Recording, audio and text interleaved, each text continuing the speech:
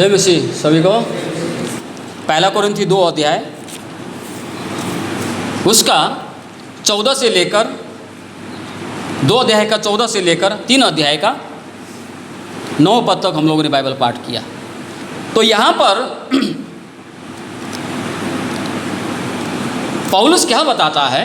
पौलुस ये बताता है कि जो संसारिक मनुष्य है परमेश्वर की बातें ग्रहण नहीं करता, परमेश्वर की बातें उसको समझ में नहीं आएगा, है ना। 2 प्रकार के लोग हैं संसार में। एक है संसार के लोग, संसारिक लोग, वो लोग प्रभु यीशु को विश्वास नहीं किए, और एक लोग वो लोग हैं जो लोग प्रभु यीशु पर विश्वास करते हैं। उसमें भी 2 भाग है। एक वो लोग हैं जो प्रभु में बने रहते हैं, एक वो लोग हैं प्रभु में नहीं बने रहते हैं। तो प्रभु में जो बने नहीं रहते हैं वो भी क्या है, वो भी संसार के व्यक्ति के समान है, उसको कुछ भी समझ में नहीं आएगा। तो परमेश्वर के मार्गों को समझना, परमेश्वर के मार्गों को जानना, ये आज यहाँ पर विषय रखा गया है। तो उसको थोड़ा सा मैंने और भी सरल तरीका से मैंने बनाया। मैंने शीर्षक दिया, आज का विषय जो शीर्षक है, परमेश्वर बिना परमेश्वर की बातों को कोई समझ नहीं सकता। परमेश्वर की बातों को समझने के लिए, परमेश्वर के मार्गों को समझने के लिए हमें परमेश्वर की आवश्यकता है। परमेश्वर की सिवाय, परमेश्वर का सहायता के बिना हम उसके मार्गों को, उसकी वचनों को, उसकी इच्छा को हम लोग नहीं समझ पाएंगे। ये आज का विषय है। और यहाँ पर हम लोगों ने पढ़ा, मैं थोड़ा आगे से पढ़ देता हूँ। पहला कोरिन्थ 2 अध्याय का 6 से मैं पढ़ देता हूँ।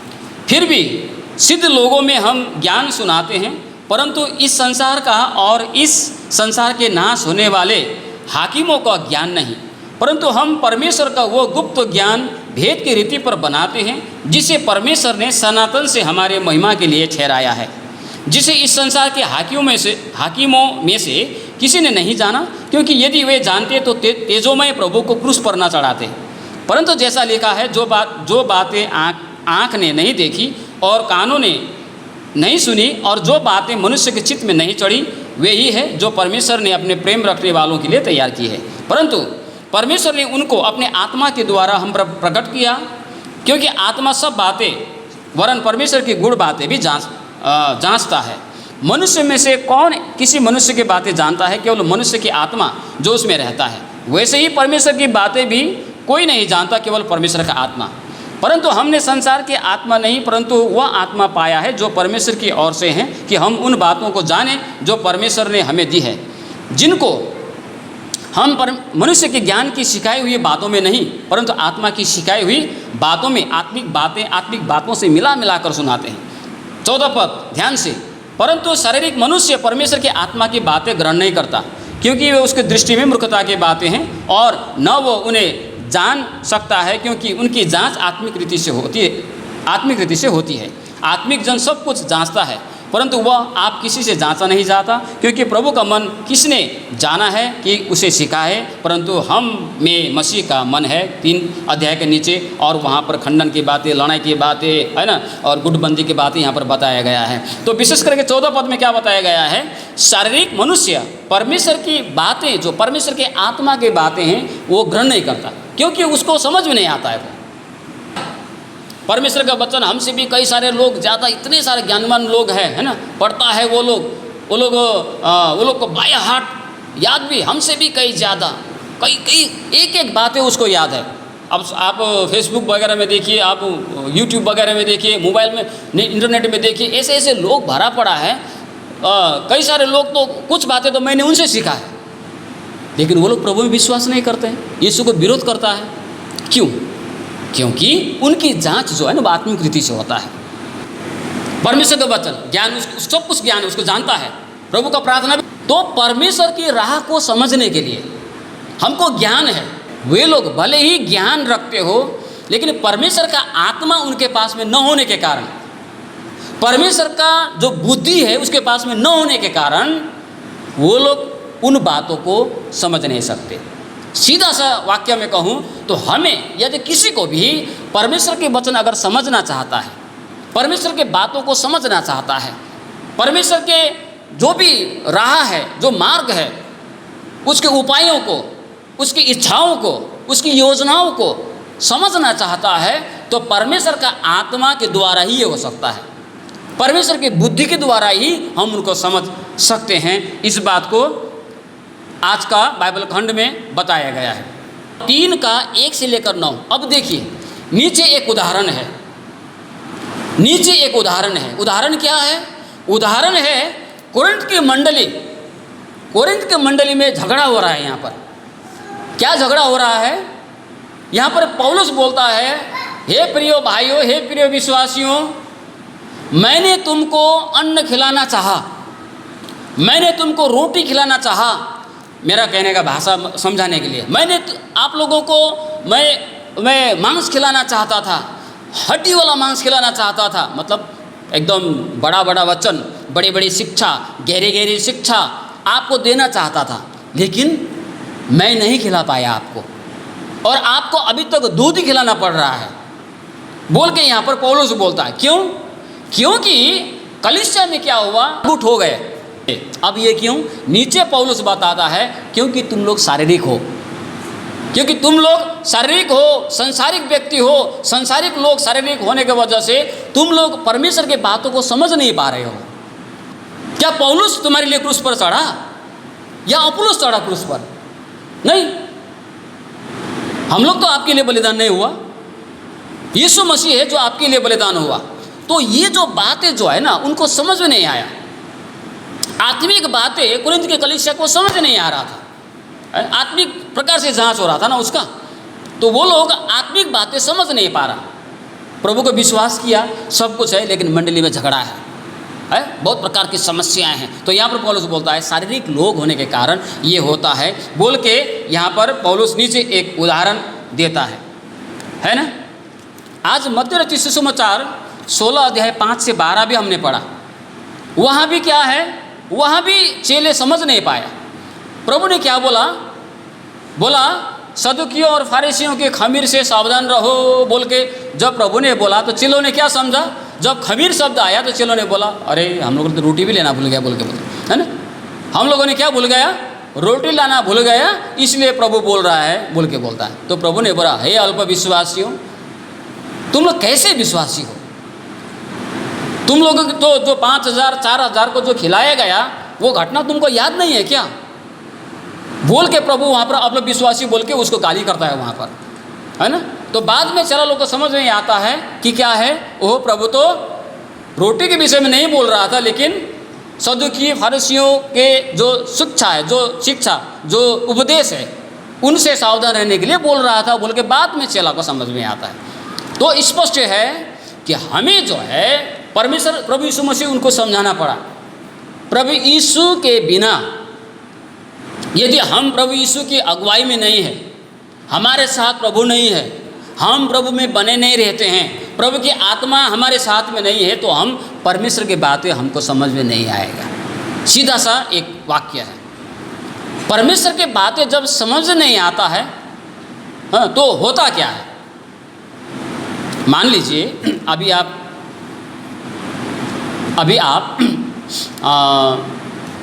कोई जगह में जाइए, जैसे अचानक आप चाइना में आपको चला गया, कहीं से आप पहुंच गए चाइना में। चाइना में पहुंचने से वहाँ पर आपको कोई हिंदी, नेपाली, सादरी बोलने वाला नहीं मिलेगा, है? आप वहाँ पर जाएगा तो आपको चाइना आता है? चाइना तो क्या, चाइना का एक शब्द नहीं आता है हमको, है ना। एक वाक्य ए भी, चाइना का ए भी नहीं आता हम लोग को। अब वहाँ हम लोग जाएंगे तो आप वहाँ पर रह पाएंगे? कैसे बात करेंगे उनसे? कैसे बातचीत करेंगे? कैसे उनको मांगेंगे? कैसे बताएंगे आप कहाँ से आया? कैसे बताएंगे आप क्यों आया? आप वहाँ से निराश होके उस देश के आपको वापस लौटना पड़ेगा। ठीक इसी प्रकार परमेश्वर के राज्य में आके विश्वासी होके अगर परमेश्वर के बातें आपको समझ में नहीं आएगा ना, तो वो व्यक्ति धीरे धीरे एक दिन क्या होगा, परमेश्वर के राज्य से बाहर हो जाएगा, क्योंकि उसको समझ नहीं आता है, समझ नहीं आ रहा है उसको, है ना। परमेश्वर की बातें, परमेश्वर की योजना, परमेश्वर की मार्ग, परमेश्वर की इच्छा, परमेश्वर का वचन उसको समझ नहीं आता है। अंत में वो बोरिंग हो जाता है। अंत में वो क्या हो, वो ये बेकार है बोल के वो उसको वो परमेश्वर के राज्य से वो बाहर निकल जाता है। परमेश्वर की बातों को, योजनाओं को समझने के लिए परमेश्वर की आत्मा, परमेश्वर की बुद्धि की आवश्यकता है, परमेश्वर के ज्ञान की आवश्यकता है। इसीलिए बार बार चेला लोग नहीं समझ पा रहे थे। जब हम और भी उदाहरणों को देखते हैं, जब यूहन्ना सुसमाचार 3 अध्याय 4 अध्याय में प्रभु यीशु आत्मिक जन्म के विषय में बोल रहा था। 3 अध्याय में निकोदेमुस शारीरिक जन्म के विषय में समझ रहा था, है ना। प्रभु यीशु मसीह किस विषय बात कर रहे थे? प्रभु यीशु मसीह आत्मिक जन्म के विषय में बोल रहा था। लेकिन निकोदेमुस को क्या समझ में आया? शारीरिक, अरे इतना बूढ़ा हो गया, इतना उम्र में हो गया, फिर कैसे जन्म लेगा? प्रभु यीशु मसीह कुछ बोल रहा था। अगर एक शब्द में कहूँ तो म गर्छु आगरा कुरा, तिमी गर्छ बाख्रा कुरा। एक कहावत है ना नेपाली में। प्रभु कर रहा है आत्मिक जन्म के विषय में, निकोदेमुस समझ रहा है शारीरिक जन्म के विषय में। 4था अध्याय प्रभु यीशु मसीह कह रहा है आत्मिक जल के विषय में, सामरी स्त्री समझ रहा है वो जो शरीर का प्यास बुझाने वाला वो जल के विषय में। क्यों? इनको समझ नहीं आ रहा था प्रभु की बातें, प्रभु की शिक्षा, प्रभु के वचन, प्रभु की योजना, प्रभु का उद्देश्य उसको समझ नहीं आ रहा था। क्यों? क्योंकि वो लोग प्रभु में बने हुए लोग नहीं थे, प्रभु की संगति में रहने वाले लोग नहीं थे, प्रभु के साथ में रहने वाले लोग नहीं थे, इसलिए उन लोगों को समझ नहीं आ रहा था। लूका 24 का 1 से लेकर 53 तक पढ़िए। वहाँ पर चेलों को समझ नहीं आया। इमाउस के रास्ते पर जाने वाले लोगों को, वहाँ पे 2 चेले हैं जा रहे थे, उनको भी समझ नहीं, प्रभु ने बताया उसको, प्रभु ने आंखें खोल दी, प्रभु यीशु ने उनको बताया, तब वो लोग क्या है वो समझने लगा वो बात है। वहाँ भी एक घटना है। आकाश, आज हम लोग भजन, इसलिए मैंने क्या पढ़ा? 1 से पढ़ा, है ना। 9 से था, फिर भी 1 से पढ़ा। भजन संहिता 19। आकाश परमेश्वर की महिमा का वर्णन कर रहा है, आकाश मंडल परमेश्वर के ज्ञान की बातें बता रहा है, लेकिन लोगों को समझ नहीं आ रहा है। लेकिन वो बता रहा है कि परमेश्वर कितना महान है, वो बता रहा है परमेश्वर कैसा है, सब बातें बता रहा है, लेकिन लोगों को समझ नहीं आ रहा है। क्यों? क्योंकि संसारिक लोग, शारीरिक लोग परमेश्वर की बातें, परमेश्वर की वस्तुएं, परमेश्वर के वचन को समझ नहीं आएगा बिना परमेश्वर के बिना। तो परमेश्वर की बातों को समझने के लिए क्या है? हमें परमेश्वर का साथ चाहिए। हमको परमेश्वर की बातों को समझने के लिए परमेश्वर से बातें करने की आवश्यकता है, जिसको हम लोग प्रार्थना बोलते हैं। परमेश्वर के साथ बैठने की जरूरत है। तो परमेश्वर की बातों को सीखने के लिए, परमेश्वर की बातों को जानने के लिए, परमेश्वर की योजना को समझने के लिए परमेश्वर के साथ में रहना पड़ता है, परमेश्वर के साथ में बातचीत करना पड़ता है, परमेश्वर के साथ बने रहना पड़ता है। तभी हम परमेश्वर की बातों को और परमेश्वर के जो योजनाओं को हम लोग समझ पाएंगे। आज पहला राजा 3 अध्याय में हम लोगों ने क्या पढ़ा? सोलोमन राजा के विषय में पढ़ा। सोलोमन जब राजा हुआ 20 साल का था, जब राजगद्दी में बैठा, लेकिन बेचारा 20 साल का लड़का, उसको समझ में नहीं आ रहा था, उसको बहुत चिंता हो रहा था। मैं राजा तो बन गया, है ना, मेरे पिता के स्थान पर मैं राजा तो बन गया, लेकिन इतने सारे इजरायलियों को मैं कैसे अगुवाई करूं? उसका मन में चिंता था। तो इसे एक रात वैसे ही चिंता करते करते वो सो गया होगा। तो नींद में था, तो स्वप्न में, ये स्वप्न दर्शन है, ठीक है। तो स्वप्न में भी प्रभु बात करता है हमसे। तो स्वप्न में परमेश्वर उसके स्वप्न में आके बोला, क्या बोला? वो बोला कि प्रभु बोलता है कि मांग तुझे क्या चाहिए, सुलेमान से बोलता। तो सुलेमान ने क्या बोला? सुलेमान ने बोला मुझे बुद्धि दे, मैं तो बहुत छोटा उम्र का हूँ, मुझे उतना ज्ञान भी नहीं है, आपका इतना सारा प्रजा को कैसे अगुवाई करेंगे, कैसे न्याय करूँगा मैं, तो मुझे बुद्धि दे। तो प्रभु ने क्या बोला? ठीक है, तुमने शत्रु का विजय नहीं मांगा, तुमने धन दौलत नहीं मांगा, अपना नाम तुमने नहीं मांगा, लेकिन बुद्धि मांगा। ठीक है, मैं तुझे इतना बुद्धि और ज्ञान दूंगा कि तुझसे पहले कोई नहीं हुआ था, तेरे बाद भी कोई नहीं होगा, ऐसा बोल के उसको बुद्धि ज्ञान दिया। और इतना बुद्धि की बातें मैं उस दिन बोल रहा था, कहाँ कहाँ के लोग सोलोमन की बुद्धि की बात, सोलोमन राजा की बुद्धि की बात देखने सुनने के लिए आता था। बुद्धि परमेश्वर की ओर से, क्योंकि सोलोमन को महसूस हुआ कि परमेश्वर के काम को करने के लिए, परमेश्वर के लोगों के बीच में न्याय करने के लिए, परमेश्वर की बातों को समझने के लिए, परमेश्वर की योजना को समझने के लिए, यदि मुझे बुद्धि नहीं है, ज्ञान नहीं है, परमेश्वर के साथ नहीं है, तो मैं नहीं कर पाऊंगा। आज हम लोगों ने पहला राजा 3 अध्याय में पढ़ा, सुलेमान राजा का जीवन जिंदगी से, है ना। और साथ ही साथ कई सारे घटनाएं बाइबल में हैं, मैं सब बातें आपको नहीं बताऊंगा, लेकिन मैं आपको बता रहा हूं कि परमेश्वर की बात को समझने के लिए, परमेश्वर की योजना को समझने के लिए क्या है, हमें परमेश्वर के साथ चाहिए, परमेश्वर के साथ में उठना बैठना पड़ेगा हम लोग को, परमेश्वर के साथ में चलना पड़ेगा, परमेश्वर के संगति में रहना पड़ेगा, परमेश्वर में बने रहना पड़ेगा, तब उसका क्या है समझ में आएगा। जितना लोग साथ में रहता है ना, उतना ही लोग उसको पहचान पाएगा, है ना, कैसा है वो, क्या करता है। तो उसी प्रकार से परमेश्वर के साथ में जब रहते हैं तो परमेश्वर की बातों को, योजनाओं को हम समझते हैं। तो इसके लिए अभी याकूब बोलता है, यदि तुम में किसी को बुद्धि की घटी हो तो परमेश्वर से मांगे। बुद्धि, परमेश्वर के सहायता, परमेश्वर का साथ तुमको चाहिए, परमेश्वर का बुद्धि चाहिए, परमेश्वर का ज्ञान चाहिए, तो तुम्हें क्या करना पड़ेगा, तुमको परमेश्वर से मांगना पड़ेगा। मांगना मतलब प्रार्थना करना पड़ेगा, प्रार्थना में बैठना पड़ेगा, प्रार्थना में बातचीत करना पड़ेगा। प्रभु से मांगने का आवश्यकता है, जो बिना गुस्सा किए, बिना उलाहना किए वो देता है ना। तो हमको क्या करना पड़ेगा, परमेश्वर से हमको प्रार्थना करने की ज़रूरत है, उसके साथ में बैठने की ज़रूरत है। हम परमेश्वर की योजना, परमेश्वर की बातों को समझने के लिए इसको हमें नहीं भूलनी चाहिए।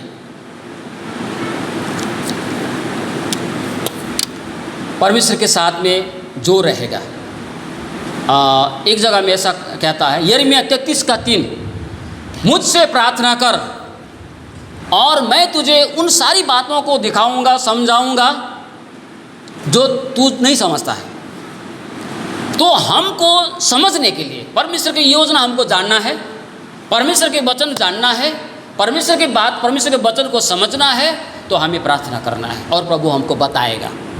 और प्रभु जब बताता है तभी हमारा जो है वो खुल जाता है, दिमाग खुल जाता है, आत्मिक आँख खुल जाता है ना। तो ये क्या है, हमें परमेश्वर की योजनाओं को समझने के लिए इन सारी बातों का होना हमारे पास में बहुत आवश्यक है। नहीं तो क्या है, हमको सब पता होता है, प्रभु उद्धार करता है, मुक्तिदाता है, ये परमेश्वर का वचन है, सब पता होता है, लेकिन हम लोग समझ नहीं पाएंगे। जब हम लोग समझ नहीं पाएंगे तो क्या होगा, एक दिन आस्ते आस्ते आस्ते वो प्रभु से दूर हो जाएगा, क्योंकि प्रभु की बातें समझ नहीं आएगा, उसको क्या कहता है, क्या बोलता है, उसको समझ नहीं आएगा, और वो एक दिन ऐसा होगा कि परमेश्वर के राज्य से बाहर हो जाएगा। इसलिए इन बातों को क्या है, हमें समझने के लिए, परमेश्वर की योजना को समझने के लिए, प्रार्थना करते हुए उसके साथ में बने रहने के लिए, उसके साथ में संगति करने का आवश्यकता है। अगर आप एक बार समझ जाए ना परमेश्वर के वचन, परमेश्वर की योजनाओं को, परमेश्वर की इच्छाओं को आपके जीवन में, हमारे परिवार के लिए आप समझ जाएंगे, तो क्या होता है, पौलुस की तरह हम कहने लगेंगे, कौन मुझको मसीह के प्रेम से अलग करेगा। हालेलुया।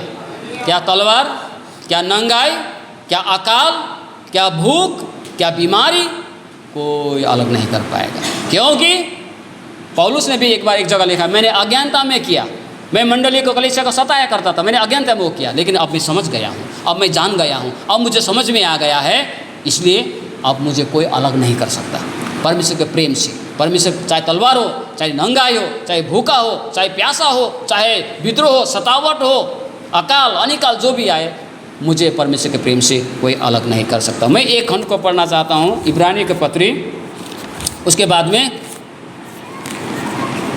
हम लोग समाप्त करेंगे। इब्रानियों की पत्री 11वां अध्याय 32 पद से नीचे, इब्रानियों की पत्री 11वां अध्याय 32 पद से 38 पद तक। अब और क्या कहूँ, क्योंकि समय नहीं रहा कि गीदोन का और बाराक का, शिमशोन का, यिप्ता का, दाऊद और शमूएल का और भविष्यवक्ताओं का वर्णन करूं। इन्होंने विश्वासी के द्वारा, ध्यान से सुनिएगा, इन्होंने विश्वासी के द्वारा राज्य जीते, धर्म के काम किए, प्रतिज्ञा की हुई वस्तुएं प्राप्त की, सिंहों के मुंह बंद किए, आग की ज्वाला को ठंडा किया, तलवार की धार से बच निकले, निर्बलता में बलवंत हुए, लड़ाई में वीर निकले, विदेशियों की फौजों को मार भगाया, स्त्रियों ने अपने मरे हुओं को फिर से जीवित पाया, कितनों तो मार खाते खाते मर गए और छुटकारा ना चाहा, इसलिए कि उत्तम पुनरुत्थान के भागी हो। कई एक फट्टों में उड़ाए जाने, कोड़े खाने वरन बांधे जाने और कैद में पड़ने के द्वारा परखे गए, पथराव किए गए, आरे से चीरे गए, उनकी परीक्षा की गई, तलवार से मारे गए, वे कंगालों में, कलेश में और दुख भोगते हुए, भेड़ों और बकरियों के खाले ओढ़े हुए इधर उधर मारे मारे फिरे, और जंगलों और पहाड़ों और गुफाओं में और पृथ्वी के दरारों में भटकते फिरे, संसार उनके योग्य ना था। हालेलुया। इतने सारे मुसीबत दुख, संसार के लोग, जो लोग प्रभु में बने नहीं रहते हैं, जिनको प्रभु के बातें समझ में नहीं आया हो, इतने सारे दुख कष्ट वो कभी नहीं सहेगा। लेकिन एक बार हम परमेश्वर की योजना को समझ जाते हैं, एक बार परमेश्वर के वचन को समझ जाते हैं, एक बार परमेश्वर के वरदानों को हम समझ जाते हैं, परमेश्वर के आशीष की बातों को समझ जाते हैं, तो चाहे आरा आए, चाहे तकलीफ आए, चाहे कष्ट आए, जो भी हो मुसीबत हो, वो परमेश्वर से अलग नहीं कर सकता है। हालेलुया। लेकिन इसीलिए हमको प्रभु में बने रहना है, इसीलिए हमें प्रभु के साथ में चलना है, इसीलिए प्रभु में हमें प्रार्थना में बैठना है, ताकि प्रार्थना के द्वारा, बातचीत के द्वारा प्रभु हमको समझाए, प्रभु बताएं उसकी महिमा की बातें, उसकी आशीष की बातें प्रभु हमको दिखाता समझाता है। और जब हम समझ जाते हैं तो वो व्यक्ति पास हो जाता है। हालेलुया। अगर हम लोग एक बार हम लोग को समझ में आ गया परमेश्वर की बातें, परमेश्वर का वचन, परमेश्वर की योजना, परमेश्वर के मार्ग, एक विश्वासी को समझ में आता है, तो क्या है, वो सफल हो जाता है, वो पास हो जाता है। जैसे भी हो, उल्टा पुल्टा सुल्टा परिस्थितियाँ सही हो, ठीक ना हो, अच्छा हो, वो पास हो जाता है। और परमेश्वर की महिमा निरंतर उसके मुँह से, उसके जीवन से होती रहेगी। इस प्रभु छोटी सी वचन में हम सभी को आशीष दे।